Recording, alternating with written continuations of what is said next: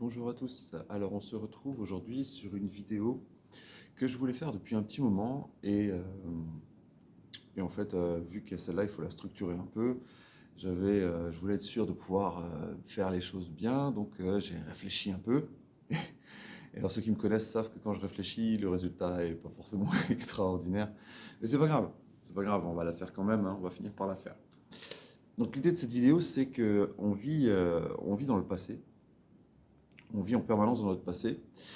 Et pourquoi? Pourquoi c'est pas bon? Et surtout, qu'est-ce qu'il faut faire à partir du moment où on sait ça pour arrêter de vivre dans le passé? Parce que se dire qu'on vit dans le passé, c'est sympa, mais comment on fait pour en changer, si on veut en changer, et pourquoi il faudrait en changer? Alors, tout d'abord, pourquoi est-ce qu'on vit dans le passé? Euh, il faut savoir un truc, je pense que vous le savez déjà, je pense que je vous l'ai déjà dit, mais c'est pas grave, je le redis, c'est que votre cerveau, il accumule les expériences. Hein, ça, je pense que tout le monde le sait, je pense que je vous apprends rien.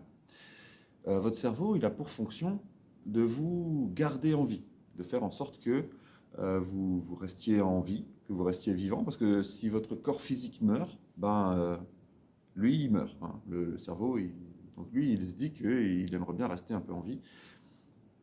Et avec ces deux constats, on a une accumulation d'expérience et on veut rester en vie. Eh ben, le cerveau, il fait un raccourci, hein, et moi, je fais un raccourci en vous l'expliquant. Euh, Si jusqu'à présent je suis resté en vie, c'est que mes expériences passées ne m'ont pas tué. Ok? D'où la phrase ce qui ne tue pas te rend plus fort. Moyen, hein. Enfin, moi je trouve que c'est pas aussi simple que ça. Et votre cerveau aussi d'ailleurs, hein, il est quand même pas bête à ce point-là. Et donc, le but principal de votre cerveau, ça va être de reproduire ce qui a marché. Le gros problème avec cette histoire, c'est que votre cerveau, il ne cherche pas à savoir si ça a super bien marché pour vous ou si ça marche mais que vous aimeriez bien faire autrement. Votre cerveau, il se dit juste, bon, jusqu'ici, ça a bien marché comme ça, on continue comme ça. On prend par exemple le taf. Votre cerveau, il a l'info que vous vous éclatez pas au taf. Mais il s'en fout. Parce que ne pas s'éclater au taf, c'est pas une raison de mourir. Donc, tant que vous vous éclatez juste pas trop au taf, ben lui, il s'en fout. Il continue. Il vous garde dans la routine qui vous mène au travail. Donc, on a déjà ça. On a déjà le fait que si on fait rien, on reproduit les schémas du passé parce que notre cerveau est là pour ça. Ça va même un peu plus loin que ça, c'est que dans votre vie quotidienne, euh, vous reproduisez les mêmes habitudes. Quand vous vous réveillez, vous faites la même chose, quasiment tous les matins. Vous avez la même routine matinale qui vous conduit aux mêmes habitudes de chaque journée. Alors là, je sais, hein, il y a certaines personnes qui m'écoutent et qui se disent: ah non, moi pas, hein, parce que moi, chaque matin c'est différent, parce que tel jour je fais ça, tel jour je fais ça, tel jour. Ok, prenez votre routine hebdomadaire. Peut-être que tous les lundis, vous faites la même chose. Peut-être que tous les mardis, vous faites la même chose. Ah non, moi ça dépend. Parfois c'est le lundi. D'accord, super. Mais très honnêtement, je pense que la plupart d'entre nous, hein, je m'inclus forcément là-dedans, hein, la plupart d'entre nous ont des routines qui se répètent. Et, et c'est ça en fait, c'est ces petites choses, ces petites manières de faire des choses au quotidien, tout le temps de la même façon, qui font que on se retrouve dans les mêmes situations et dans le même état.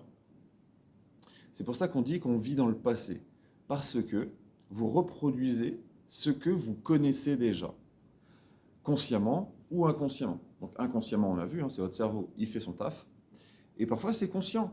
Parfois, euh, je ne sais pas, pour aller d'un point A à un point B, vous prenez le même chemin. Là, vous êtes en train de vous dire, bah oui, mais parce que c'est le meilleur chemin. Ouais, pas de problème. C'est le meilleur chemin que vous connaissiez. Ouais, mais il n'y en a pas d'autres. Et je suis d'accord. Il y a certains. Le matin, pour conduire l'école, pour conduire le gamin à l'école, il n'y a pas 50 chemins. Il y en a un qui est bon, et après, il y en a plein d'autres qui sont 3 fois plus longs et qui n'ont aucun intérêt d'être pris.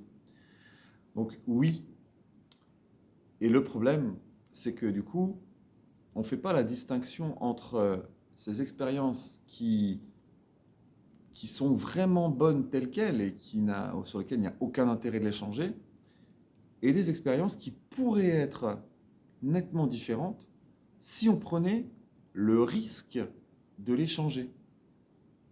Je reprends l'exemple pour l'école. Alors moi, pour amener le petit à l'école, il y a 2 chemins déjà. Il y a celui à pied, il y a celui en voiture.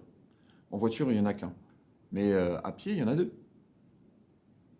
Et peut-être que si je prenais un jour l'autre chemin à pied, eh ben, il se passerait des choses différentes. Alors oui, ça c'est le hasard.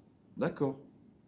Mais peut-être que en prenant l'autre chemin, qui est un peu plus long, on verrait quelque chose. Et qu'en voyant ce quelque chose, qui est là, hein, c'est pas on ne croise pas quelque chose par hasard, on verrait ce truc et ça donnerait une idée. Une idée que je ne peux pas avoir parce que je ne passe jamais devant. C'est là qu'on commence à toucher le pourquoi changer. Parce que si vous refaites tout le temps de la même manière, vous obtenez forcément les mêmes résultats. Je vais citer Albert Einstein, en espérant que ce soit bien lui. C'est lui qui s'est accordé, mais on sait pas, moi je ne sais pas si c'est lui qui... J'étais pas là quand il l'a dit. Qui dit que la folie, c'est de reproduire exactement les mêmes actes en espérant des conséquences différentes. Donc, si dans votre vie, vous voulez changer quelque chose, si dans votre vie, il y a quelque chose qui ne va pas, si professionnellement ça ne va pas, si socialement ça ne va pas, si personnellement ça ne va pas,